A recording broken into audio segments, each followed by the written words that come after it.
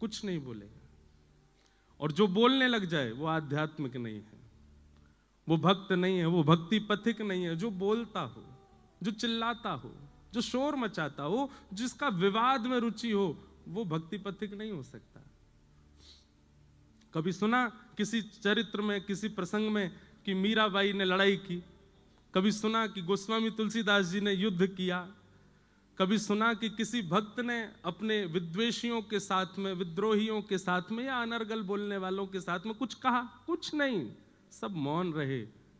क्यों? उन्हें फुर्सत कहां अपने ठाकुर जी को याद करने से। ठाकुर जी बोलते हैं उनकी तरफ से, और जब ठाकुर जी बोलते हैं तो महाभारत होता है, फिर कुछ नहीं होता। इसलिए यह संसार सकल जग झूठा, झूठा कुलरा नाता, मीरा के प्रभु गिरधर नागर, हरि चरणा चितराची। गिरधर जन्म मरण रा साथी, मैं याने नाय बिसरूं दिन राती। हमारे जीवन का एक नव प्रसंग प्रारंभ हुआ। बहुत लोगों ने प्रेम दिया, बहुत लोगों ने स्नेह दिया, बहुत लोगों ने आशीष दिया, पर मुख में दांत 32 हैं, जीभ बार बार गड्ढे पे ही जाती है। कई लोगों ने ऐसी मुख दिखाई दी कि महाराज बस याद रहे जीवन भर। बाबा और हो गए हम, बाबा की इतनी बड़ी शादी, बाबा का ये, बाबा का वो। सब लोगों को प्रणाम। हमारे गोस्वामी तुलसीदास जी महाराज ने मानस जी के प्रारंभ में खलों को भी प्रणाम किया, और ये होना ही था। मुझे पता था कि ये होगा, क्योंकि दुनिया चाहती ही नहीं कि ये व्यासपीठ से उतरे, यहीं बैठे रहे। हमारे पूज्य पिताजी महाराज 52 वर्षों से कथा कर रहे हैं। कितने वर्ष? यहां पर कितने लोग ऐसे हैं जिनकी आयु 52 से कम होगी? 52 वर्ष नहीं होते। अरे आजकल के भारत में सब्जी बेचने वाले व्यक्ति भी अगर 4 साल लगातार सब्जी बेच लेते हैं तो भी उनका भी इतना हो जाता है कि वो अपना घर भी बंबई में बना सके, दिल्ली में। वैसे इतना योग्य हो गया है भारत। वो अपने पुत्र का विवाह यदि अच्छे से करें तो इसमें क्या दिक्कत? और भाई सबने सब बातें कह दी, लेकिन किसी ने एक बार भी ये नहीं कहा उस विवाह में एक वस्तु भी बिना प्याज लहसुन के नहीं थी। सब में, कुछ ही में भी कुछ नहीं था। सब कुछ नॉन ऑनियन गार्लिक विवाह, और सुनो, नॉन अल्कोहलिक विवाह।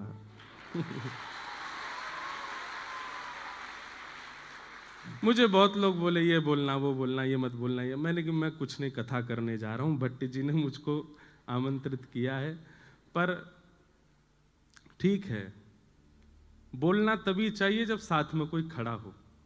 और मेरे पास मेरी भागवत जी हैं, इनके सानिध्य में आकर के मैं थोड़ा तो कुछ कह सकता हूं, नहीं तो अतिशय मौन भी दोष धारण करा देता है, दोष को प्रकट कर देता है। लोगों को कुछ भी दिखा, पर मुझे उसमें भी मेरा एक उद्देश्य था। भक्ति पथ पर हजारों लाखों बालक मेरे साथ चल रहे हैं, सबको लेकर के मैं चल रहा हूं। हमारे लाल जी को प्राप्त करने के लिए सबकी आवश्यकता है। माँ, पिता, बंधु बांधव, और एक गृहस्थी को जिस नव पड़ाव की आवश्यकता थी वह भी हुआ। परंतु सब समाज, संसार के लोग हैं, सबको हम प्रणाम करते हैं, सबको हम वंदन करते हैं। आपसे हम प्रार्थना करते हैं, आप भी मौन रहना शुरू करो। भैया, जीवन के 4 ही दिन बचे हैं, बहुत लंबा समय नहीं है हमारे पास में। एक दूसरे को पकड़ के नीचे गिराना, ये करना, वो करना, उसकी निंदा स्तुति करने में समय निकल जाएगा। भगवत प्राप्ति कब करोगे फिर? अगर उसी बीच में प्राण निकल गए तो ठाकुर जी की प्राप्ति कैसे होगी? इसलिए सब विषय विकारों को छोड़ो, ठाकुर जी की सेवा में लगो, ठाकुर जी की सेवा भाव से करो। हमारा उद्देश्य, मैं तो पहले ही कहा है हमेशा, कि आप एक चूक करके तो देखो, चूक नहीं भी करो तो भी लोग आपको पकड़ेंगे। ये संसार का नियम है, स्वभाव है, स्वरूप है। और उसमें भी आध्यात्मिक व्यक्ति पर तो कीचड़ उछालना सबसे आसान होता है, क्योंकि उसका स्वभाव मौन होता है। इसलिए मौन रहिए, अपना हरिनाम कीजिए, भजन कीजिए, तैयार रहिए। जब व्यास जी नहीं बचे तो हम तो श्रोता हैं, हमको भी पकड़ा जा सकता है। तो इसलिए बस ठाकुर जी की नजरों में राजी रहो, बाकी संसार की नजरों में तो कभी राजी आप हो ही नहीं सकते, कभी आप अच्छे हो ही नहीं सकते। खूब प्रसन्नता से मुंबई कथा में महाराष्ट्र के भक्तों के चरित्र हम लोग सुनेंगे, भागवत की कथा होगी, और इतना आनंद लेना है, इतना आनंद करना है कि सभागृह की जो ये मंजिला है, एक तो बहुत सुंदर, मैं तो देख के ही आश्चर्यचकित हो गया। श्रोता सिर पे बैठे हैं व्यास जी के और इतने आनंद के साथ बैठे हैं। अच्छा है, व्यास जी नीचे रह गए, श्रोता ऊपर पहुंच गए हैं। हाँ, आशीर्वाद और दे रहे हैं व्यास जी को, ऐसी कथा सुनाते रहे। अच्छा है, आप सब लोग खूब भाव से कथा सुन रहे हैं। हमें तो ये लग रहा आज तो पहला ही दिन है और आज मंगलवार और है। अब भट्ट जी क्या करेंगे आप कल से तो और लोग आने वाले हैं। यहाँ जगह की कमी है, बाहर इतनी लंबी लाइन लग रही थी, मैं तो देख के ही हैरान। लेकिन अच्छा है, 7 दिन वो आनंद करना है जो इस साल में नहीं हुआ होगा, और वो मुंबई में करना है।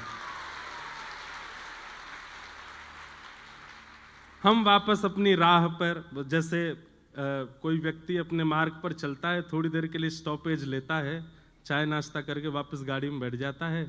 तो 10 साल से हमारी गाड़ी चल रही थी भागवत जी की, 1 महीने का थोड़ा ये स्टॉपेज लेके अब हम दोबारा से आ गए। अब ये स्टॉपेज अंतिम श्वास तक आएगा ही नहीं। अब तो 20 जुलाई 2015 को हम व्यासपीठ पर बैठे थे, उसके बाद में पहली बार एक विश्राम इतना लंबे समय का अभी हुआ। पर आज 23 दिसंबर 2025 को हम बैठे हैं। अब तो ये अंतिम श्वास तक नहीं होगा विश्राम, अब तो ये चलता रहेगा। अब जो भी हमारे जीवन का होना था वो हो लिया, अब इससे ज्यादा कुछ होगा नहीं। तो अब तो बस लाल जी की राह पर हैं। आप सब लोग बस ऐसे ही आनंद से रहिएगा, खूब प्रसन्न रहो, खूब आनंद से रहो। अन्यस्य दोष गुण चिंतन माशु मुक्त्वा। भक्ति में सबसे बड़ी बाधा क्या है? आपका भजन नष्ट कब होता है? जब आपको किसी में दोष दिखने लगता है। और आपके भजन का फल क्या है? आपको दोषी में भी गुण दिखने लग जाए, यह आपके भजन का फल है। अत्यंत दोषी व्यक्ति, जिसके 100 लोगों ने आपसे बुराई कर दी, और वो व्यक्ति आपके सामने आए तो आपको उसमें भी गुण दिख जाए, ये स्वभाव पता किसका है? ठाकुर जी का है। हमसे ज्यादा अधम कोई नहीं, हमसे ज्यादा दोषी कोई नहीं, लेकिन हम जब भी ठाकुर जी के सामने जाते हैं वो हमारे दोष नहीं देखते हैं।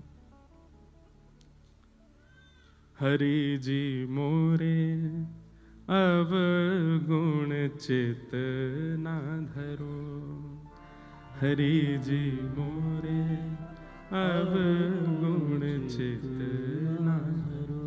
ठाकुर जी अवगुण देखते भी नहीं।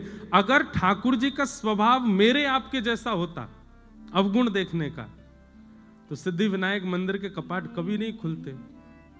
गणेश जी बंद करके बैठ जाते, बोले ये योग्य ही नहीं है मेरे सामने खड़े होने के, नहीं दूंगा मैं दर्शन। यदि ठाकुर जी हमारे आपके जैसे स्वभाव के होते तो पंडरीनाथ भगवान के कभी दर्शन नहीं होते। हम मानव हैं, हमको दोषी दिखता है, और वो भगवान है, वो अत्यंत दोषियों में भी गुण देखते हैं। पूतना मारने के लिए आई थी। अहो वकीयम स्तन कालकूटम जिघांक्षया पाययदाप्य साध्वी लेभे गतिम धातृचितां ततोन्यम कम वा दयालुम शरणं व्रजेम। पूतना अपने पयोधर में विष लगा करके भगवान को मारने के लिए आई, और भगवान ने उसके पयोधर का पान करके उसको कौन सी गति प्रदान की? जो माता यशोदा को प्राप्त होनी चाहिए, जो भगवान की मां को गति प्राप्त होनी चाहिए, ठाकुर जी ने वो गति पूतना को प्रदान कर दी। देवताओं ने ठाकुर जी से प्रश्न किया, आपने ऐसा क्यों किया? आपने पूतना में ऐसा क्या देखा जो उसको मातृगति प्रदान कर दी? भगवान कहते हैं, उसका कुल अच्छा नहीं, उसकी जाति अच्छी नहीं, उसका नाम अच्छा नहीं, उसका स्वभाव अच्छा नहीं, उसका कर्म अच्छा नहीं, कुछ भी तो अच्छा नहीं था, फिर उसको गति क्यों प्रदान कर दी आपने? तो भगवान कहते हैं, उसकी मारने का तरीका हमको अच्छा लगा। जैसे मां पयोधर पिलाती है, ऐसे पयोधर पिला के मारने आई थी, इसलिए हमको अच्छा लगा। देखो कैसे हैं ठाकुर जी, वो अत्यंत दोषी में भी गुण देखते हैं, और हम अत्यंत गुणवान में भी दोष देखते हैं। इसमें दोष क्या है? इसमें कमी क्या है? इसमें बुराइयां क्या है? इसकी गलतियां क्या है? और यही हमारे भजन का सारा फल नष्ट हो जाता है। इसलिए मैं हमेशा से कहता आया हूं, ये आज की कथा में कह रहा हूं या अपने ऊपर कोई बात रख करके कह रहा हूं, नहीं, मैं प्रिपेयर्ड था कि मेरे पीछे पड़ेंगे लोग, मुझे पता था, मुझे पता था कि ये सब होना है, क्योंकि मैं कथा कहता हूं, और कथा कह नहीं रहा हूं, आपको नहीं सुना रहा हूं, मुझे स्वयं को भी सुनाता हूं। और सत्य बता रहे हैं, ये 10 वर्ष की कथा ही मुझे पिछले 10 दिनों से जिवा रही थी, मेरी ही कथा, कि मैं प्रसन्न हूं, मैं आनंद में हूं, मैं संभला हुआ हूं, मुझे कोई दिक्कत नहीं, क्योंकि कथा ऐसा निर्माण करती है। 2 चीजें आपके चित्त में आती हैं, एक तो दोष दृष्टि खत्म होती है, और दूसरा मौन रहना सीख जाते हो, लेट गो करते हो चीजों को, ठीक है जाने दो, ये दुनिया का अंत नहीं है, दुनिया इससे भी खतरनाक होगी आगे। हम व्यास मंच से बैठ करके कह रहे हैं, इससे भी ज्यादा खतरनाक होगी मेरे लिए, आपके लिए। पर आपका उद्देश्य दुनिया है ही नहीं, आपका उद्देश्य दुनिया की प्रसन्नता है ही नहीं, आपका उद्देश्य ये है। इसलिए दुनिया क्या कहे उसकी चिंता मत कीजिएगा, कौन अच्छा कर रहा है कौन बुरा कर रहा है चिंता मत कीजिएगा, अपना समय व्यर्थ मत करो, भजन करो, ठाकुर जी के जीवन उनकी प्राप्ति में लग जाओ आगे।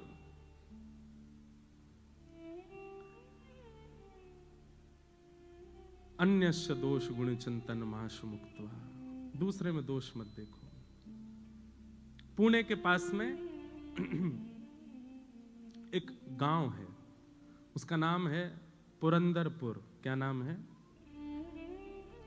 वहां पर एक व्यक्ति रहते थे, उनका नाम था पुरंदर। थे तो वो ब्राह्मण, लेकिन अपने स्वभाव से, अपने कर्म से बिल्कुल दूषित, किसी भी प्रकार से ब्राह्मणत्व उनके अंदर दिखाई नहीं देता था। लेकिन उनकी पत्नी थी सरस्वती बाई। सब लोग इधर देखना, ऊपर वाले भी, बीच वाले भी, नीचे वाले भी, भूवस्व ये भू है तो बीच वाले भुव, ऊपर वाले स्वर्ग, हम पता नहीं कहां वैकुंठ ये वैकुंठ है। हाँ वैकुंठ ही तो है, व्यासपीठ वैकुंठ है, क्योंकि तीनों को देख रही है, भू को भी देख रही है, भुवः को भी देख रही है, स्वर्ग को भी देख रही है। बहुत ध्यान से सुनिएगा, बड़ी प्यारी कथा है, मुझे बहुत प्रिय लगती है। और अब तो ये विराजमान है मंच पर, तो इन्हीं का ही प्रसंग चलने वाला है। श्री ज्ञानेश्वर महाराज, ज्ञानेश्वर माउली, जिनको महाराष्ट्र में सब लोग माँ कहते हैं, यही माँ है। और संत श्री तुकाराम जी महाराज, इन दोनों, पूरी दुनिया इनका कीर्तन करती है, ठाकुर जी का, जय जय राम कृष्ण हरि, पर ठाकुर जी इन दोनों का कीर्तन करते हैं। ज्ञानेश्वर माउली, ज्ञानोबा तुकाराम, ज्ञानोबा तुकाराम, ज्ञानोबा तुकाराम, इनका कीर्तन ठाकुर जी करते हैं। हमारे इष्ट भगवान हैं, और भगवान के इष्ट भक्त हैं, ठाकुर जी के इष्ट हैं ये। ठाकुर जी भक्तों को अपना इष्ट मानते हैं। अनुब्रजाम्य हम नित्यम पूये ये तन्य रेणुभिः। कितना सुंदर भाव कहते हैं ठाकुर जी कि मैं अपने भक्तों के पीछे कैसे चलता हूं, जैसे गैया के पीछे बछड़ा चलता है, उसकी रज में सना हुआ, उसकी रज में लिपा हुआ, ऐसे मैं अपने भक्तों के पीछे पीछे चलता हूं। ज्ञानोबा तुकाराम। भक्ति काल के सबसे पहले भक्त भारत के श्री ज्ञानेश्वर माउली, और भक्ति शतक के एक प्रकार से विश्राम श्रेणी में भक्त जो हुए उनमें श्री तुकाराम जी। तो संपूर्ण भक्त इनके बीच में आ जाते हैं, इसलिए ठाकुर जी इन दोनों का कीर्तन करते हैं, ज्ञानोबा तुकाराम। तो इन्हीं बीच में एक भक्त हुए, उनका नाम था पुरंदर, पर वो भक्त नहीं थे, महासंसारी व्यक्ति। बहुत ध्यान से सुनना है। पुणे के पास में व्यापार करते थे, दुकान थी उनकी। उनकी पत्नी का नाम था सरस्वती बाई। क्या नाम था? कंजूस एक नंबर के थे। मैं कभी कभी कथा में एक बात कहता हूं कि व्यक्ति यदि संसारी है और घोर संसारी है तो भी कभी कभी ठाकुर जी की कृपा उस पर हो जाती है। ये बिचले जो होते हैं ना, भक्त भी हैं संसारी भी हैं, उन पर ठाकुर जी कई बार दृष्टि कम करते हैं, या तो पूर्ण रूपेण भक्त हो या पूर्ण रूपेण संसारी हो। संसार प्रिय लगता है तो पूरे पूरे संसार के हो जाओ, ठाकुर जी प्रिय लगते हैं तो पूरे पूरे ठाकुर जी के हो जाओ। तो पुरंदर जी जो थे ये पूरे पूरे संसारी थे, लेकिन इनकी पत्नी परम भक्त सरस्वती बाई। भगवान ने मन में विचार किया, न दान करता है, न पुण्य करता है, न किसी भी प्रकार की कोई सेवा करता है, बस ये पूरे दिन व्यापार करता है, धन कमाने में इसकी रुचि है, इस पर मुझको कृपा करनी है। न जाने कौन से गुण पर दया निधि रीझ जाते हैं, कौन से भाव पर रीझ जाए, क्या पता ठाकुर जी का। अच्छा, एक बात और मैं स्पष्ट कर दूं, महासंसारी तो है, महासंसारी है, लेकिन वैष्णव अपराध से बचा हुआ है तो ठाकुर जी कृपा होगी। लेकिन महासंसारी है और वैष्णव अपराध भी करता है तो ठाकुर जी कृपा नहीं होगी। ठीक है, संसार के विषय भोग विलास आदि सब में संलिप्त है, लेकिन अभी तक वैष्णव अपराध नहीं बना है उससे, तो हो सकता है कि ठाकुर जी की उस पर कृपा हो जाए। बंधुओं, भक्तों को किसी से नहीं डरना चाहिए सिवाय एक के, वैष्णव अपराध। कभी किसी भक्त का अपराध ना हो जाए, किसी वैष्णव का अपराध ना हो जाए, किसी भगवत स्वरूप वाले का आपसे अपराध ना बन जाए, बस इससे डरिएगा और कुछ नहीं। हम तो हमेशा कथा में कहे, ठाकुर जी की भोग में कोई कटौती हो जाए चलेगा, ठाकुर जी के श्रृंगार में दिक्कत हो जाए चलेगा, ठाकुर जी की सेवा में दिक्कत हो चलेगा, पर ठाकुर जी का नाम गाने वाले किसी की सेवा में कभी कोई अपराध मत करिएगा, वो अपराध है, उससे ठाकुर जी क्षमा नहीं करते। तो पुरंदर दास जी जो थे, इनसे वैष्णव अपराध नहीं हुआ था अभी तक, लेकिन ये महासंसारी थे। एक बार ठाकुर जी के मन में आया कि मुझे इन पर कृपा करनी है, और किस लिए कृपा करनी है? क्योंकि पत्नी परम भक्ता है। तो ठाकुर जी एक दीनहीन से ब्राह्मण बनके, यही पंडरीनाथ भगवान दीनहीन से ब्राह्मण बनके पहुंच गए, और पहुंच करके पुरंदर दास जी की दुकान पर जाके खड़े हो गए। पुरंदर दास जी बोले, कहो क्या चाहिए? सेठ जी, कुछ नहीं चाहिए, मैं तो एक गरीब ब्राह्मण हूं, मेरी बेटी विवाह के योग्य हो गई है, उसका विवाह करना है, पर जो वर पक्ष के लोग हैं उन्होंने कुछ मांगे रखी हैं, वैसा विवाह नहीं होगा तो विवाह टूट जाएगा, आप कृपा करके मेरी थोड़ी सहायता कर दो, मैं धीरे धीरे आपका कर्जा चुका दूंगा। पुरंदर दास जी बोले, तुमको पूरी नगरी में मैं ही मिलाऊं मांगने के लिए, कहीं और चले जाओ, किसी और से मांग लो। नहीं नहीं नहीं, आपके रूप से ऐसा लगता है आप बड़े दयावान हो, आप जल्दी कृपा कर दोगे, आप ही दे दो, कुछ दे दो मुझे। पुरंदर दास जी अपनी कुर्ता दिखा, देखो मेरा कुर्ता यहाँ से फट रहा है, मेरी धोती फट रही है, मेरी बैठने वाली जो गलीचा है वो भी फटा हुआ है, मेरे खुद की हालत ऐसी खराब है, मैं तुम्हारी सेवा कैसे करूं? नहीं नहीं महाराज, आप चाहेंगे तो सब हो जाएगा, मेरी थोड़ी कृपा कर दो, मुझे थोड़ा सा धन दे दो। पुरंदरदास जी बार बार अपने सेवकों को कहें इसको भगाओ यहां से, इसको भेजो यहां से, ये मांग रहा है, मैं मुझ में देना नहीं चाहता इसको। सब लोग इधर देखिएगा, ध्यान से सुनिएगा। लेकिन ठाकुर जी हट कर लें तो कौन समझा सके। यहां दुनिया के लोग जिद पे अड़ जाते हैं तो नाक में दम हो जाता है, ठाकुर जी अगर जिद कर लें दुनिया बनाने वाले तो उनको कौन समझाए। ठाकुर जी तो वहीं बैठ गए दुकान के बाहर ही, बोले जाऊंगा तो आपसे लेके ही जाऊंगा और कहीं नहीं जाऊंगा, और नहीं तो मेरी बेटी का ब्याह टूटेगा, उसका जो अपराध होगा वो आपको लगेगा। पुरंदर बोले ये कोई बात है, जान ना पहचान, एक तो मुझसे पैसा मांग रहे हो, ऊपर से मेरे को दोष भी दे रहे हो। बोले दे दीजिए ना, आप सब कर सकते हैं। तो पुरंदरदास जी बोले चलो एक काम करते हैं। बोले क्या? तुम मुझे कोई अमूल्य वस्तु दे दो और उसके बदले में तुम्हें पैसे दे दूंगा, और तुम्हारा अता पता तो कुछ है नहीं, कहीं तुम भाग गए पैसा लेके, तो अपनी कोई मूल्यवान वस्तु मुझे दे दो और मुझसे पैसा लेकर के चले जाओ, और जब तुम्हारा ब्याह हो जाए, चुकाने लायक स्थिति हो जाए, तुम वस्तु मुझसे वापस ले लेना, पैसे मुझे दे देना। घनघोर कंजूसाई की पराकाष्ठा, दे ही नहीं सकते बिना किसी प्रयोजन के। ठाकुर जी बोले मेरे पास तो कुछ भी नहीं है, मैं कहां से लेके आऊं। बोले तो भैया देखो अब मैं राजी हो गया हूं, हाँ भाई नगर के लोग इकट्ठे कर लिए, देखो मैं इनको देने को तैयार हूं, पर मैंने एक शर्त रखी है, ये अपनी कोई वस्तु मुझे दे दें, बदले में पैसा ले जाएं, बेटी का ब्याह कर लें, जब चुकाने की स्थिति हो तब वापस अपनी सामग्री लेके मुझे पैसा दे जाएं, कोई बुराई है? संसार के लोग बोले नहीं नहीं बिल्कुल ठीक है भैया, इतना तो करना चाहिए।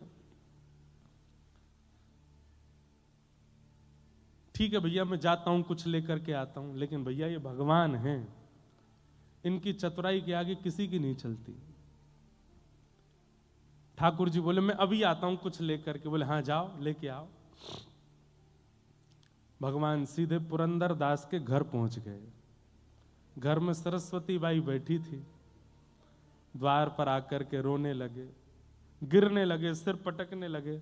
सरस्वती बाई तो परम भक्त थी, उसके अंदर तो दया आ गई, दौड़ करके आई, अरे अरे महाराज जी क्या कर रहे हो आप ऐसी स्थिति क्यों हो गई, इतने विचलित क्यों हो रहे हो, क्या बात है बताइए। पूरी बात बताइए। मेरी बेटी का ब्याह है, मैं पैसे लेने आपके पति के पास गया हूं, उन्होंने देने से बिल्कुल मना कर दिया। मैं दूसरी जगह गया, वहां भी मना कर दिया। मैं तीसरी जगह गया, मैं पूरे नगर में घूम गया, लेकिन फिर ठाकुर जी एक बात बोले, ये नहीं कहा आपके पति, ये कहा एक राजी हो गया देने को, लेकिन उसने कहा है बदले में कोई वस्तु दो और पैसा ले जाओ। मैं कहां से कोई वस्तु दूं, मेरी बेटी का ब्याह है, कुछ कृपा करो, आप कोई वस्तु मुझको दे दो। सरस्वती बाई बोली कि मेरे पति इतने कंजूस हैं कि मेरे सारे गहने भी तिजोरी में रखते हैं, मैं क्या दूं आपको। लेकिन भक्त का एक स्वभाव होता है, वो किसी के नेत्रों के आंसू देख करके पिघल जाता है। संत हृदय नवनीत समाना, संत का हृदय, भक्त का हृदय मक्खन के जैसा होता है, दूसरे के ताप से पिघल जाता है। सरस्वती बाई देख नहीं पा रही थी जिस विचलनता में वो व्यक्ति था। अपनी नाक में केवल एक कांटा जैसा पहना था सोने का, तुरंत उसको निकाल करके कहा मेरे पास में यही है और कुछ भी नहीं है, अगर इससे आपकी बेटी का ब्याह तो नहीं हो पाएगा पर थोड़ी सहायता तो हो जाएगी, मैं ये आपको दे देती हूं, आप ले जाओ। भगवान बड़े प्रसन्न हो गए, जय हो जय हो, ठीक है, ऐसी थोड़े थोड़े बूंद से ही सागर भर जाएगा, गागर भर जाएगा, आपने थोड़ा दे दिया कोई और दे देगा, लाइए दे दीजिए। नाक का वो सामग्री उतार करके दे दी। ठाकुर जी लेकर के सीधे पुरंदर दास के पास ही पहुंचे। तुमने कहा था कि कोई वस्तु दे दो, उसके बदले तुम पैसा दोगे, लो वस्तु, लाओ पैसा दो। पुरंदर दास ने जैसे ही देखा,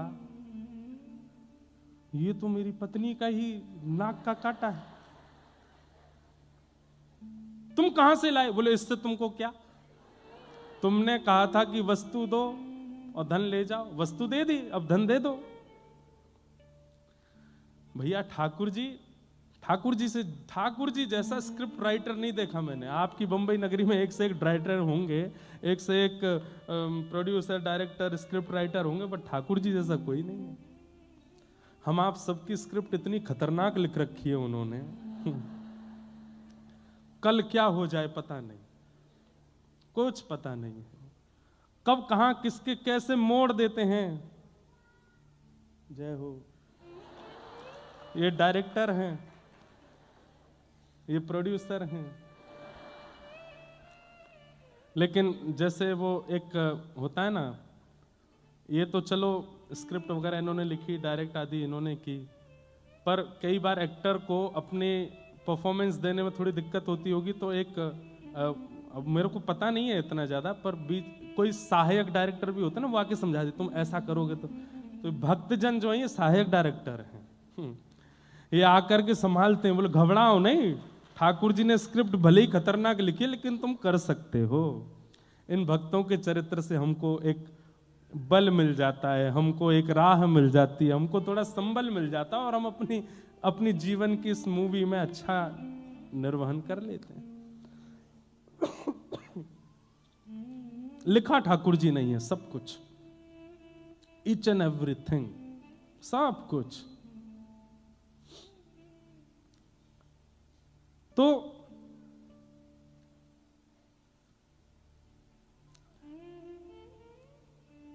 ठाकुर जी पहुंच गए, वो नाक की बाली दे दी, नाक का कांटा दे दिया, बोले लो वस्तु लो, पैसा दो।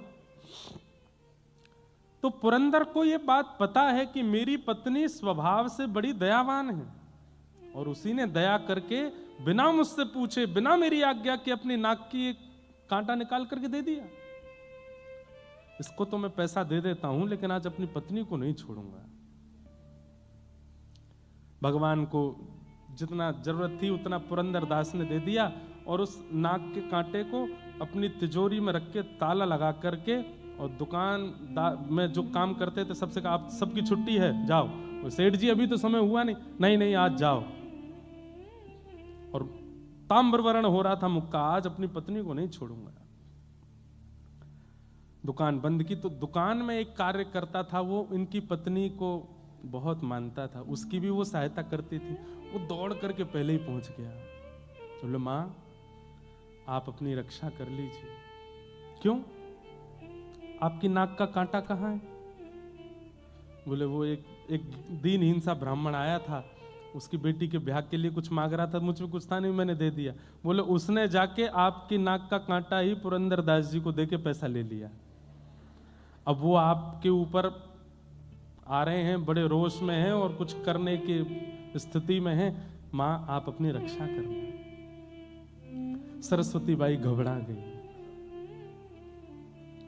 घर में चित्र लगा था श्री पंडरीनाथ भगवान का, चरणों में प्रणाम किया। मैंने कुछ अपराध नहीं किया, केवल वैष्णव भक्ति की सेवा की, और उसके फल में अगर पतिदेव मारने के लिए आ रहे हैं तो मैं अपने पति को रोष युक्त नहीं देख सकती। मैं पतिव्रता नारी हूं, मैं अपने पति को सदा प्रसन्न मुद्रा में देखना चाहती हूं, मैं अपने पति को सदा आनंद मुद्रा में देखना चाहती हूं। वो उठा करके मुझ पर कुछ प्रहार करें, ये उनका राक्षस स्वरूप मैं देख नहीं पाऊंगी, मुझसे देखा नहीं जाएगा।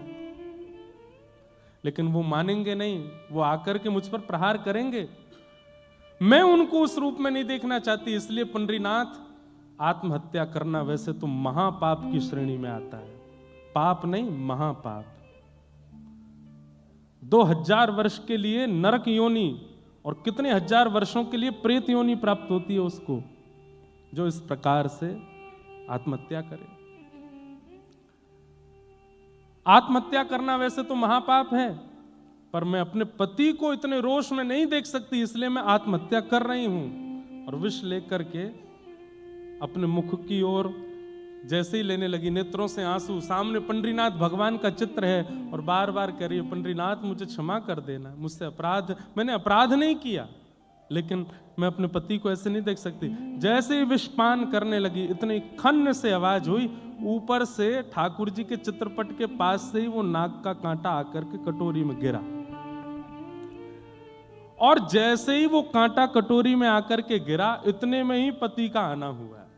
पति ने आकर के किवाड़ बंद करी, ढूंढने लगा कोई सामग्री मिले मुझे, और कुछ हाथ में लेकर के खड़ा हो गया सामने। ए सरस्वती बाई जी, तेरे नाक का कांटा कहां है, जल्दी दिखा मुझे। उसने तुरंत कटोरी में जो विष था उसमें हाथ डाल करके निकाला और दिखा दिया। बोले ये है। पुरंदरदास बोले इधर दिखा। देख करके देखा तो वही कांटा था। बोले असंभव, ये हो ही नहीं सकता, ये तो मैं अपनी तिजोरी में रख करके ताला लगा करके आया हूं, तेरे पास कैसे आ गया। रुक, यहीं रुक, मैं अभी आता हूं। दौड़ करके अपनी दुकान पर फिर से गए, दुकान खोल करके तिजोरी खोल करके देखा तो कांटा वहां नहीं था।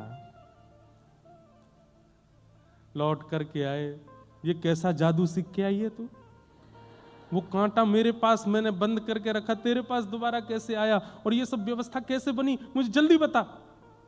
नेत्र भर गए आंसुओं से और चरण पकड़ करके बोली सब पंडरीनाथ की कृपा है। एक विरक्त एक परम ब्राह्मण मेरे द्वार पर आके रोने लगा, मैंने उसको दिया, मुझे पता चला कि उसने वो कांटा जाके आपको दिया और आप रोष में मुझे मारने आ रहे हैं।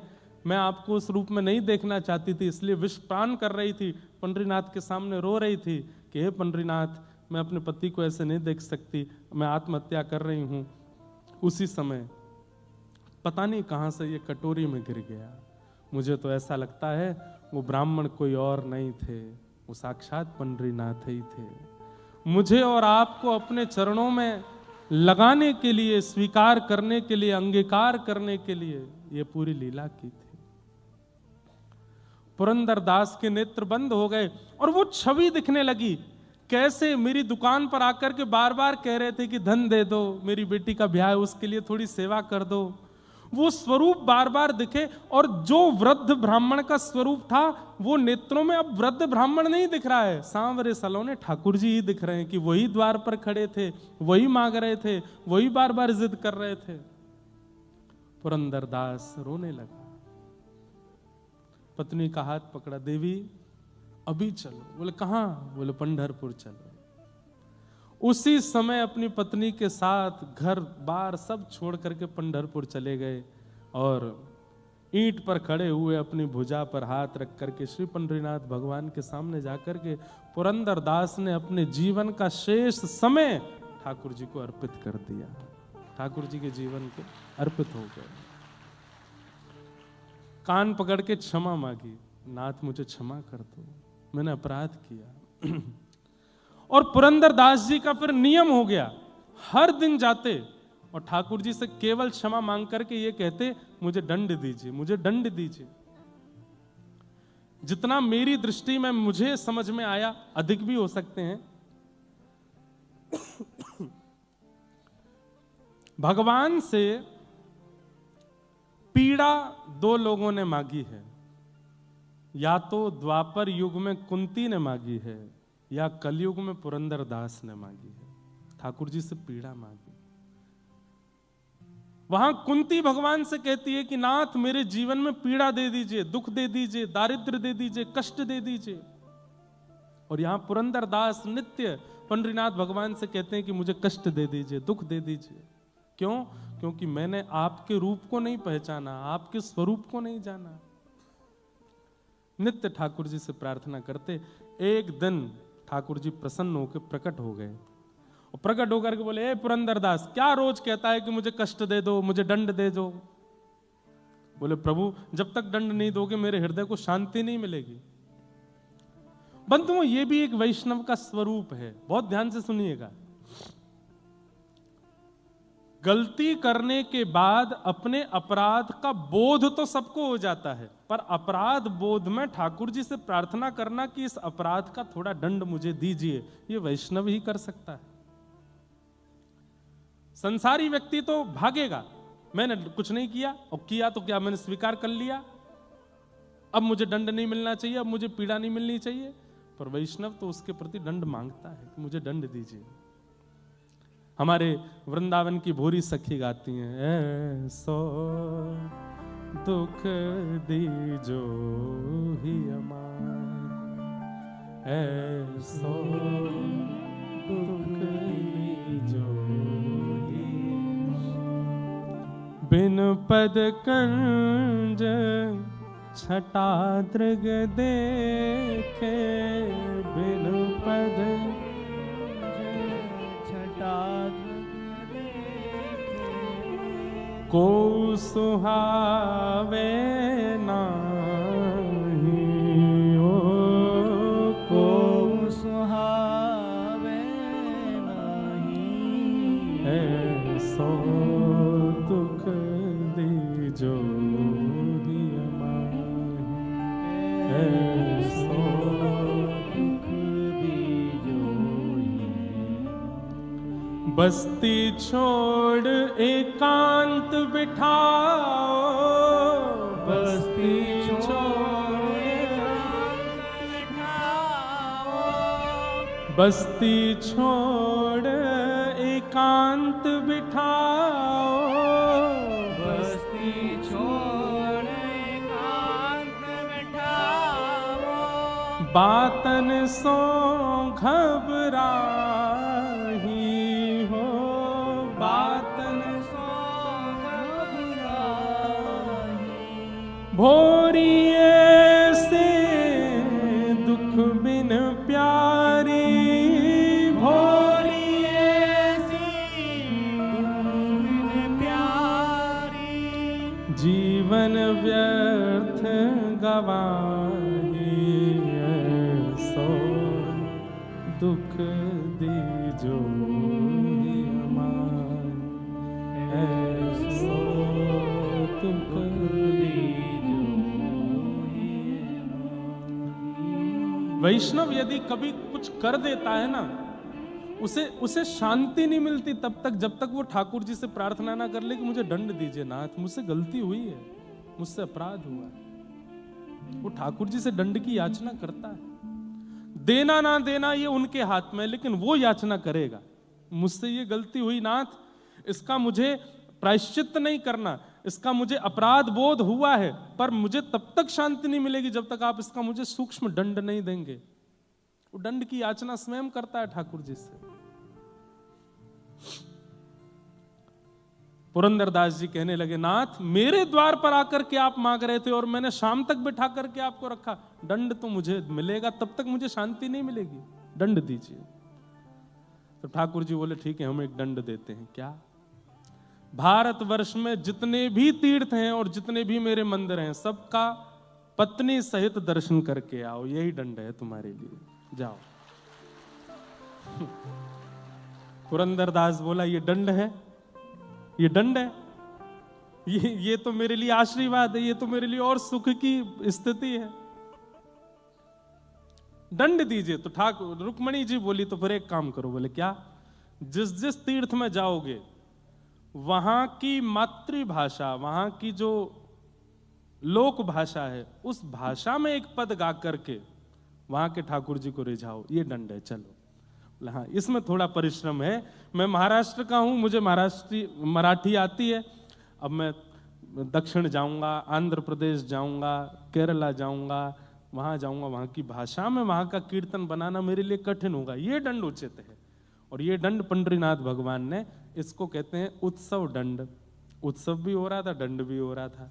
अपनी पत्नी के साथ भारत के एक एक तीर्थ में गए और वहां की भाषा में जाकर के पुरंदरदास जी ने कीर्तन गाया, ठाकुर जी को रिझाया। ऐसे हमारे श्री पंडरीनाथ हैं। ये किसको कैसे, कहां से, किस भाव से स्वीकार कर लेते हैं भगवान जाने। और इनका दंड भी ऐसा होता है जैसे किसी को रुई के डंडा से मारा हो। कितने डंडे पड़े? 100 डंडे पड़े, पर डंडा रुई का था। ऐसे तो ये दंड देते हैं। इसलिए भैया इनके सन्मुख हो जाओ, संसार से ज्यादा मतलब रखो नहीं। हमारे ऊपर तो एक आरोप और लग गया है, दुनिया को बोला मोह माया से दूर, खुद की ऐसा ब्याह किया। हमने कहा भैया, किसी ने आकर के हमसे आज तक ये नहीं पूछा कि आप ठाकुर जी का उत्सव करते हो, उसमें कितना खर्चा होता है। आप इतनी बड़ी बड़ी कथाएं करते हैं, अपनी जेब से कितना कुछ कर देते हैं, कभी कोई नहीं आया पूछने के लिए। हमारे लाल जी का उत्सव होने वाला, बरसाना आके देखना, कोई नहीं पूछेगा। वहां तो हमारी जेब फटफटा जाती है, तब कोई नहीं पूछेगा। लेकिन भाई संसार के लोग बड़े संसारी ही हैं भैया, सबको प्रणाम है। ज्यादा हमें कुछ कहना वेना है नहीं। प्रसन्न रहो, लेना ना देना, मगन रहना, आनंद में रहो। लाल जी का ब्याहुला है 11 से 15 जनवरी तक। हमारी प्रार्थना बंबई वालों के लिए, हम आ गए, अब आप आना ठाकुर जी के उत्सव में। हम देखो सुनो, एक बात और, बुला तो रहे हैं लेकिन अपनी व्यवस्था आप करवा लेना, क्योंकि वहां जगह बची नहीं है। हमने पंडाल वंडाल तो खूब बड़े बड़े कर दिए हैं, सब कुछ करने का प्रयास किया है अच्छे से। रहने खाने की, भोजन की व्यवस्था भी सबकी कर रहे हैं, पर रहने की व्यवस्था बरसाना में तो कुछ बचा नहीं है। आसपास भी अगर कहीं मिल जाए तो आप लोग, लेकिन आना जरूर। अपने ब्याह में हम क्या बुलाते हैं आपको। वो तो हमारे, सही बता रहा हूं, मेरे बस का नहीं था। मैं तो केवल वहां कठपुतली की तरह था, बैठ जाओ, उठ जाओ, खा लो, पी लो, ये करो। अब मेरा अधिकार जिसमें है उसमें मैं आपको बुला रहा हूं। मेरे लाल जी का उत्सव है, हम बुला रहे हैं, सब लोग आइएगा। खूब भाव से पधारिए, खूब आनंद से, और खूब सहयोग भी वहां पर कीजिएगा। लग रहा हो कि भाई भंडारे में खूब लोग बैठे हैं तो स्वयं ही परोसने लगना। लग रहा है कि कोई व्यवस्था बनानी है तो स्वयं ही अपने आप से ही बनवा लेना। हमें तो घबराहट अब लाल जी के ब्याह की ज्यादा है कि सब ठीक से हो जाए, सब आनंद से हो जाए। लाला को राधा गिरधर लाल बनने वाले हैं, हमको तो उसकी ज्यादा चिंता हो रही है। मुझे दुनिया से नहीं कोई काम, मुझे दुनिया से नहीं कोई काम, ओ मैं तो रटू राधा राधा नाम, मैं तो रटू राधा राधा नाम, ओ मैं तो रटू राधा राधा नाम, मैं तो रटू राधा राधा नाम, दर्शन करूं सुबह शाम, दर्शन करूं शुभ शाम, बरसाना वीरज रजधानी, बरसाना वीरज रजधानी, बरसाना वीरज रजधानी, बरसाना वीरज रजधानी, जहाँ विराजे राधा रानी, जहाँ विराजे राधा रानी। मुंबई की कथा तब सार्थक मानिएगा, मुंबई की कथा तब सार्थक मानिएगा कि यहाँ बैठे बैठे लगे ही नहीं कि हम मुंबई में हैं, ऐसा लगे कि ब्रजमंडल में बैठे हैं। ओ मेरो मन लगो बरसाने में, जहाँ विराजे राधा रानी, मेरो मन लगो बरसाने में, जहाँ विराजे राधा रानी, ओ मेरो मन लगो बरसाने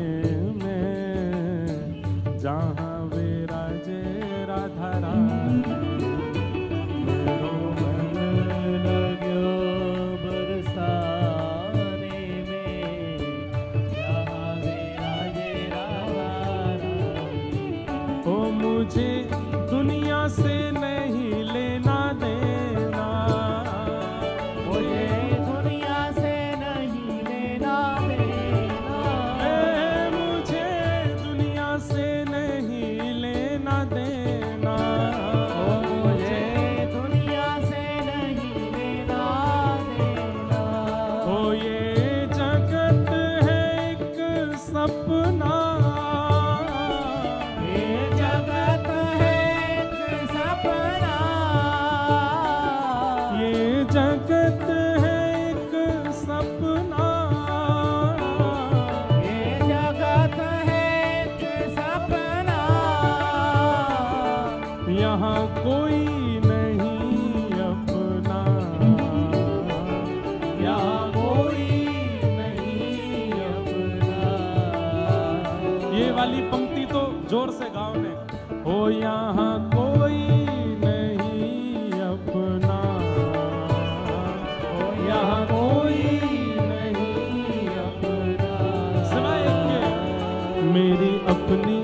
वृषभानु दुलारी, मेरी अपनी वृषभानु दुलारी, ओ मेरी अपनी वृषभानु दुलारी, मेरी अपनी वृषभानु दुलारी, हे वृषभानु दुलारी, वृषभानु दुलारी, वृषभानु दुलारी, वृषभानु दुलारी, मेरी श्यामा प्यारी, मेरी श्यामा प्यारी, बरसाने वाली, बरसाने वाली, वृषभानु दुलारी, वृषभानु दुलारी, वृषभानु दुलारी, मेरी अपनी वृषभानु दुलारी, मेरी अपनी वृषभानु दुलारी, ओ जहाँ विराजे राधा राम, जहाँ विराजे राधा राम, ओ मेरो मन लागो बरसाने में, जहाँ विराजे राधा राम,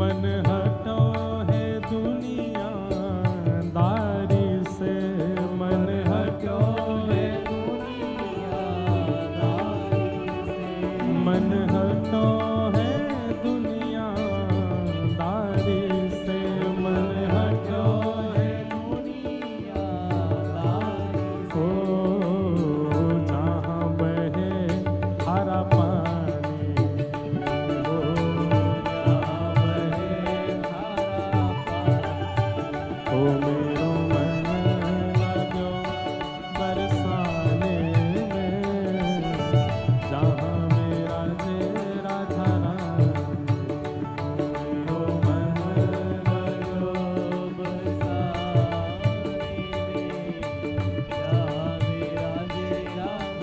राधे राधे राधे राधे राधे गोविंदा, राधे राधे राधे राधे गोविंदा। ऊपर वाले कूदना नहीं ज्यादा जोर से, नीचे वाले तो ठीक है, कहीं पता चलेगी इतनी, वैसे तो मजबूत होगा, कहीं आप नीचे नहीं आ जाओ, उस भाव से रहिएगा। राधे राधे राधे राधे राधे गोविंदा, राधे राधे राधे राधे राधे गोविंदा, भज राधे राधे राधे राधे राधे गोविंदा, राधे राधे राधे राधे राधे गोविंदा, हे भजो राधे गोविंदा, राधे गोविंदा, राधे गोविंदा, राधे गोविंदा, हे भजो राधे राधे राधे राधे राधे गोविंदा,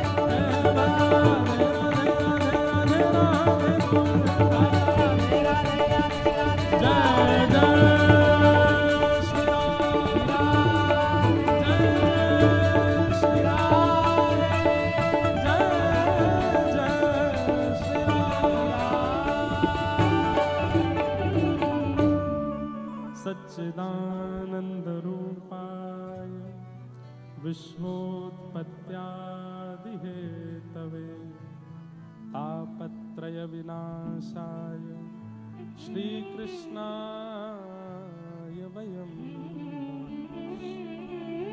यं प्रव्रजन्तमनुपेतुमपेतकृत्यं द्वैपायनो विरह कातर्या जुहाव पुत्रेति तन्मयतया तर्वोऽभिनेदु तं सर्वभूतहृदयं मुनिमानतोऽस्मि। सच्चिदानंद रूपाय, भगवान के 3 प्रकार के रूप बताए गए, सत्य, चैतन्य और आनंद। 3 प्रकार के कर्म बताए गए, विश्वोत्पत्त्यादि हेतवे, और 3 गुण बताए, तापत्रय विनाशाय। ऐसे श्री कृष्णाय, हम सब ऐसे श्री कृष्ण को वयम नमः प्रणाम करते हैं। भगवान के 3 रूप, स्वरूप ठाकुर जी के अनेक हैं। जाकी रही भावना जैसी, प्रभु मूरत देखी तिन तैसी। जिसकी जैसी भावना है वैसे ठाकुर जी उसके स्वरूप में आते हैं। आपके महाराष्ट्र में पंढरपुर में पंडरीनाथ विट्ठल भगवान बन के विराजमान है। दक्षिण में आप चले जाओगे, गुरुवायूर में ठाकुर जी छोटे कन्हैया के रूप में विराजमान हैं। उडुपी कृष्ण, वहाँ के स्वरूप अलग हैं। पद्मनाभ में ठाकुर जी का अलग स्वरूप है। श्रीरंगम में ठाकुर जी का अलग स्वरूप है। श्रीनाथ जी में ठाकुर जी का अलग स्वरूप है। द्वारिका में अलग स्वरूप है। बद्रीनाथ में अलग स्वरूप है। ठाकुर जी के स्वरूप अनेक हैं, पर अनेक स्वरूपों में ठाकुर जी मूल रूप से 3 ही रूप वाले हैं, सत्य, चैतन्य और आनंद। सबसे पहला, ठाकुर जी सत्य हैं। एक बात बहुत ध्यान से सुनिएगा, ये 3 प्रकार की धारणा है जो प्रत्येक भक्त के अंदर अपने ठाकुर जी के प्रति होनी चाहिए। बहुत ध्यान से सुनिए। आप लड्डू गोपाल की सेवा करते हैं, आप मुरली मनोहर ठाकुर जी की सेवा करते हैं, आप चित्रपट के ठाकुर जी की सेवा करते हैं, आप श्रीनाथ जी की सेवा करते हैं। ये 3 प्रकार की धारणा आपके चित्त में होनी चाहिए। अपने ठाकुर जी के प्रति सत्य भाव, सत्य। मुझे दुनिया को सफाई देने की आवश्यकता नहीं, ये सब जानते हैं और इनको पता है। इसके बाद किसी और को पता हो ये आवश्यक नहीं। अब मेरे अंदर तो बार बार पद ही आते हैं। मैं तो गोविंद रा गुण गासूं, राणा जी रूठे तो मने काय करसी। मैं तो गोविंद रा गुण गासूं, राणा जी रूठे तो। हम गोविंद का गुण गा रहे हैं, अब दुनिया से हमको क्या। ये राणा कौन है? ये सब संसार के लोग ही राणा हैं। राणा भेजा विष का प्याला, पीकर मीरा नाची रे। हमको संसार को बहुत सफाइयां देना आवश्यक नहीं। हमारे ठाकुर जी को पता है, वो राजी रहें, बस उनका राजी होना आवश्यक है। तो वो सत्य हैं और वो जानते हैं कि क्या सत्य है। इसलिए ठाकुर जी को सत्य स्वरूप मानो। हाँ, एक भक्त का ये कॉन्फिडेंशियल होना चाहिए कि ऐसी कोई क्रिया ना हो जो ठाकुर जी को नहीं पता है। आपने ठाकुर जी से साझा नहीं की और आप उस क्रिया में प्रवेश कर गए, ठाकुर जी कहेंगे तैने तो मोते छुपाए लियो, अब कहा हुए को। अपनी प्रत्येक क्रिया, अपनी प्रत्येक व्यवहार, अपनी प्रत्येक स्थिति आपके ठाकुर जी को पता हो। बाकी संसार को तो बता भी दोगे, वो तो उसमें भी 4 बात निकाल लेंगे। मैं तो गोविंद रा गुण गासूं। एक बात बंधुओं कहूं, चाहे मानसिक रूप से, चाहे व्यवहारिक रूप से, चाहे आर्थिक रूप से, चाहे शारीरिक रूप से किसी की भी पीड़ा है, कोई पीड़ा से बच नहीं रहा है, यह बात निश्चित है। किसी को मानसिक पीड़ा है, किसी को शारीरिक पीड़ा है, किसी को आर्थिक पीड़ा है, किसी को संबंधों की पीड़ा है, किसी को संसार के दोषों की पीड़ा है, सब पीड़ा में है। पीड़ा निवृत्ति की कथा ही है, कथा ही आपको उस पीड़ा से बचा सकती है, उस पीड़ा से आपको आनंद दे सकती है। उसमें भी अगर आप भक्त चरित्र कहो तो मीराबाई के पदों को गाया कीजिए एकांत में बैठ करके। हमने तो इतने मीराबाई के पद गाए हैं, और ये मीराबाई के पद ही सहायक बने हैं हर स्थिति में।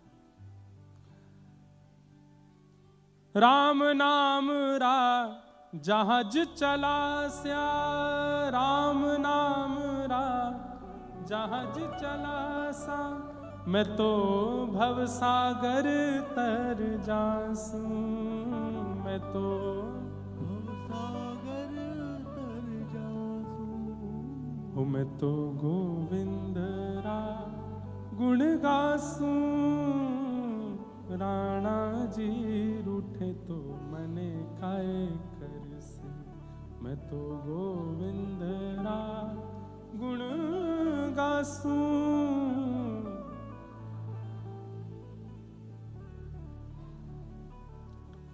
यह संसार बाढ़ का कांटा, यह संसार बाढ़ का कांटा, मैं या संगत नहीं जासू, मैं या संगत नहीं जासू। मीरा के प्रभु गिरधर नागर, मीरा के प्रभु गिरधर नागर, मीरा के प्रभु गिरधर नागर, मीरा के प्रभु गिरधर नागर, मैं तो हरस हरस गुण गासू, मैं तो हरस हरस गुण गासू, मैं तो गोविंद रा गुण गासू, राणा जी रूठे तो मने काए करसी, मैं तो गोविंद रा गुण गासू, राणा जी रूठे। भैया नारायण कवच याद कर लीजिए, राम रक्षा स्तोत्र याद कर लीजिए, गजेंद्र मोक्ष याद कर लीजिए, क्योंकि विषम परिस्थिति में इनके पाठ से ही आपके चित्त को शांति मिलने वाली है। परंतु एक बात और कह दूं, मीराबाई के पद याद कर लीजिए। राम रक्षा स्तोत्र है, या आदित्य हृदय स्तोत्र है, या नारायण कवच है, ये तो आप आसन पर बैठ करके शुद्ध अवस्था में नेत्र बंद करके गाएंगे, पाठ करेंगे। परंतु चलते फिरते उठते बैठते मीराबाई के पद गाने हैं। गाड़ी चला रहे हो तब भी मीराबाई के पद गाओ, बैठे हो तब भी मीराबाई के पद गाओ, लेटे हो तब भी मीराबाई के पद गाओ, खा रहे हो तब भी 22 के पदों को गाओ। आपको अपना कष्ट बहुत सूक्ष्म लगने लगेगा। 22 कितनी प्रसन्न हृदया हैं कि अपनी ऐसी विषम परिस्थिति में ऐसे पद गा रही हैं। हमारा कष्ट क्या उनके आगे, कुछ भी नहीं। इसलिए 22 के पद गाया करो। नित्य अपने ठाकुर जी को अगर प्रसन्न करना है तो 22 के पद सुनाया करो उसी भाव से। तो भगवान सत्य हैं, उनको कॉन्फिडेंशियल अपने पास रखो। इनको सब पता है, मुझे सबकी आवश्यकता नहीं। सत्य। दूसरा, ठाकुर जी को चैतन्य मानो, जड़ नहीं। ठाकुर जी जड़ नहीं है, ठाकुर जी पाषाण नहीं है। ठाकुर जी के प्रति धातु बुद्धि मत रखो। ठाकुर जी चैतन्य है। चैतन्य मतलब मेरे आपके जैसे ही हैं। उनके प्रति चैतन्य बुद्धि रखनी पड़ेगी। उन्हें सब पता है, वो सब जानते हैं, उन्हें सब अनुभव होता है। ये विश्वास आपको अपने चित्त में रखना पड़ेगा। आपकी बंबई की बलिहारी, यहां तो सर्दी है ही नहीं। हमारे यहां पूछो, एयरपोर्ट पर फ्लाइट उतारने में भी पायलट को लग रही है रनवे है कहाँ, दिख ही नहीं रहा। इतना कोहरा, इतनी ठंड, इतनी सर्दी, और इस बार तो बहुत ही ज्यादा है। यहाँ तो हम आए सुबह तो एसी चल रहे थे कमरों में, अद्भुत है। परंतु परिस्थिति अनुसार अपने ठाकुर जी की सेवा करना उसी भाव से, जैसा मौसम है, जैसा अनुकूल है। सर्दियों में ठाकुर जी को ऊनी वस्त्र पहनाने हैं, ठाकुर जी के आगे सिगड़ी सिद्ध करनी है, ठाकुर जी को हेना का इत्र लगाना है, ठाकुर जी के कान ढके होने चाहिए, ज़्यादा चुभने वाले और बहुत पतले वस्त्र ठाकुर जी को धारण नहीं कराने हैं। इन सब का विचार तभी आप कर सकोगे जब ठाकुर जी के प्रति चैतन्य बुद्धि रखोगे। अगर उनके प्रति आपकी धातु बुद्धि है, उनके प्रति पाषाण बुद्धि है, तो आप ठाकुर जी को कुछ भी पहनाओगे, कुछ भी खिलाओगे, लेकिन उनके प्रति आपकी चेतन, जैसे सामान्य सी बात है, माँ अपने पुत्र के प्रति, उसको सिखाना नहीं पड़ता, वो अपने आप सीख जाती है। रो रहा है, माँ को पता चल जाता है इसके कान में दर्द हो रहा होगा, इसको भूख लग रही होगी, इसको प्यास लग रही होगी, इसको नींद आ रही होगी। कैसे पता चल जाता है माँ को? अभी तो जन्म दिया आपने, आपको कैसे पता? वो तो बोल भी नहीं रहा, तो आपको कैसे पता कि उसको क्या हो रहा है? क्योंकि आप मन, बुद्धि, आत्मा सबसे उसको अपना मान चुके हो और आपके चित्त में ये भावना है कि ये चैतन्य है। इसलिए उसकी प्रत्येक प्रतिक्रिया आपको संकेत कर देती है कि मेरी ये आवश्यकता है, इसको पूरी करो, और मां करती है और वो शांत भी हो जाता है। ठाकुर जी के प्रति हम लोग असमंजस में क्यों रह जाते हैं? क्योंकि कहीं ना कहीं सूक्ष्म बुद्धि में ये भाव आ जाता है कि है तो ये धातु ही है, तो ये पाषाण ही, और पाषाण बुद्धि आते ही आपकी सेवा में दोष आने लगता है। आज तक भी अगर पाषाण बुद्धि रखिए तो अब मत रखिए, अब सुधार कर लीजिए, अब उनके प्रति वही बुद्धि रखो, वही भाव रखो जो एक चैतन्य व्यक्ति के प्रति होता है। सेवा अपने आप होने लगेगी।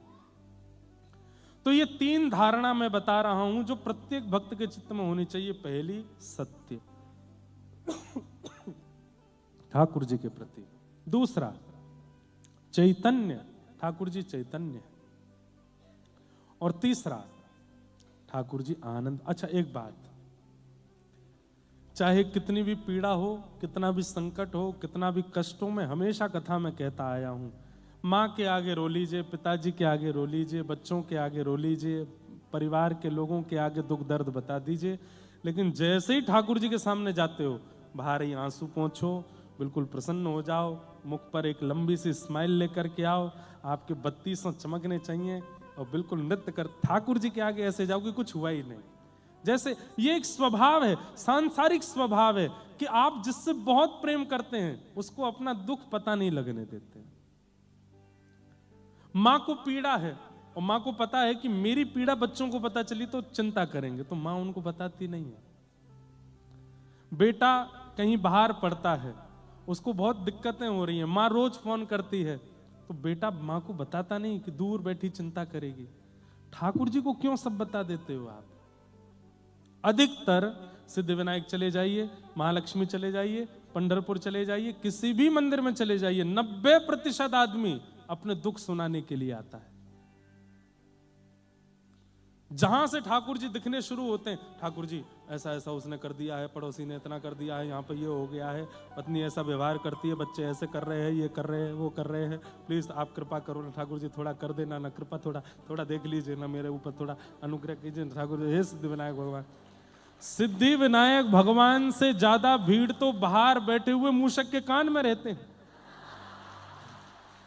वो मूषक भगवान जो बाहर बैठे हैं उनके कान में लोग बात छोड़ ही नहीं रहे हैं कान। एक बार मैं गया, जब भी मुंबई कथा होती जाता हूं दर्शन करने, तो बाहर आके देखा तो मूषक भगवान के कान में सब बोल रहे होते हैं। मुझे बहुत देर हो गई खड़े खड़े, मैंने कि मैडम की लिस्ट ही नहीं पूरी हो रही, पूरी बिल्डिंग की शिकायत कर दी है, गार्ड ऐसा करता है, वो ऐसा करता है, ये ऐसा करता है, वो ऐसा करता है, सबकी शिकायतें कर दी। 90% व्यक्ति अपने दुख सुनाने जाता है मंदिर। क्यों? इसका मतलब ये प्रेम नहीं है भाई। वकीलों को दुख सुनाया जाता है, डॉक्टरों को दुख सुनाया जाता है, जो प्रोफेशनल होते हैं, जिनसे आपका आत्म संबंध नहीं है, उनको दुख सुनाया जाता है, उनको पीड़ा बताई जाती है। जो बहुत अपने भी नहीं होते, बीच वाले हैं, थोड़े थोड़े अपने, उनको दुख सुनाया जाता है, मित्रों को दुख सुनाया जाता है। पर जिससे अटूट प्रेम होता है उससे तो दुख छुपाया जाता है, उसको नहीं बताते। मैं तो कहता हूं ठाकुर जी के आगे ऐसे मत जाओ, आज से ये बदल दीजिए नियम, सिद्धिविनायक जाइएगा। हर बार मूषक के कान छोड़े ही नहीं थे आपने, इस बार पकड़ना ही नहीं, और पकड़ो भी तो ये कहना आप और गणपति जी आनंद में रहो, बस यही चाहिए और कुछ नहीं। आप प्रसन्न रहो, खूब बढ़िया प्रेम से सुबह शाम मोदक पाया करो, खूब आनंद में रहा करो और कुछ नहीं। हम आनंद में, हम प्रसन्न हैं। भले ही आज सुबह भोजन नहीं मिला है आपको, फिर भी ठाकुर जी से कहो हम प्रसन्न हैं, आपकी रजा में राजी है नाथ। भोजन नहीं मिला तो क्या हुआ, श्वास तो चल रही है, देख तो रहे हैं, हाथ पैर तो सलामत हैं, बुद्धि तो है, मन तो है, आज नहीं तो कल मिलेगा, सब कृपा है नाथ। बंधुओं, प्रेमी को कष्ट होने के बाद भी जब कष्ट नहीं बताया जाता, प्रेमी उसको आभास हो जाता है, उसको पता तो चल जाता है कि है कष्ट में, लेकिन बता नहीं रहा है।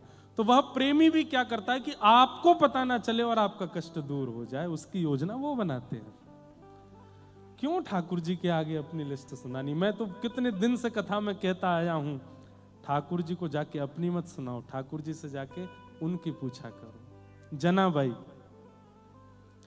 जनाबाई जब जब दर्शन करने जाती, छोटी सी जना पंडरीनाथ भगवान को देख के और ऐसे हाथ करके खड़े हैं पंडरीनाथ भगवान, और जनाबाई देख करके कहती है पूरे दिन ऐसे खड़े रहते हो, दर्द नहीं होता पैर में?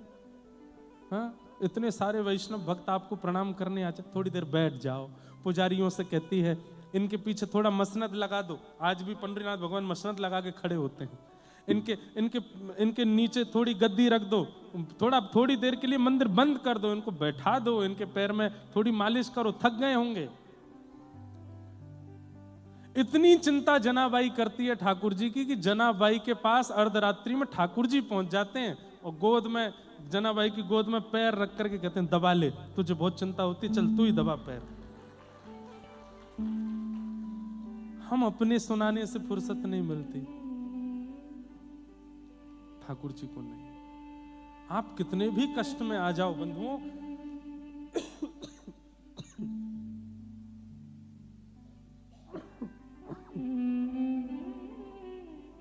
मत कहिए। मुझे बहुत लोगों ने बहुत कुछ कहा, ऐसा करो, ऐसा करो, ये करो, वो करो। हमने कि लाल जी बैठे हैं हमारे, सब आनंद है, क्या कितनी क्रियाएं करूं? अरे आज तक ठाकुर जी ने प्रसन्न रखा, यदि एक थोड़ी सी अपवाद रूपी थोड़ी पीड़ा अगर दे भी दी तो मैं इतना विचलित हो जाऊं कि मैं ठाकुर जी के आगे जाकर रोने लगूं? नहीं, प्रसन्न रहना है, यह भी जीवन का एक अंग है, दिया है ठाकुर जी ने। हर परिस्थिति को प्रसाद मान करके स्वीकार करो, और प्रसाद पाया जाता है, छोड़ा नहीं जाता, उसको स्वीकार करो। बंधुओं, ठाकुर जी कई बार विषम परिस्थिति देख करके परखते हैं आपको कि देखूं तो सही अब विचलित होगा कि नहीं। यानी पूरी दुनिया कथा सुना दे, एक बार या की परीक्षा लेके तो देखो, ये कैसी स्थिति में पास हुए फेल हुए ये हम नहीं जानते, ये ठाकुर जी की जिम्मेवारी है। पर अपने को प्रसन्न रहना है, अपने को आनंद में रहना, अपने को चिंता नहीं करनी। ठाकुर जी है ना हमारे साथ, सब मंगल में करेंगे, सब आनंद करेंगे। अपनी पीड़ा मत सुनाओ, ठाकुर जी से पूछो आप तो राजी हो ना, आप प्रसन्न हो ना, बस। और ये बुद्धि कब आएगी? जब आपके चित्त में ठाकुर जी के प्रति आनंद भावना, सत्य, चैतन्य और आनंद, ये तीसरी स्थिति हर भक्ति पथिक को अपने जीवन में लानी है। आनंद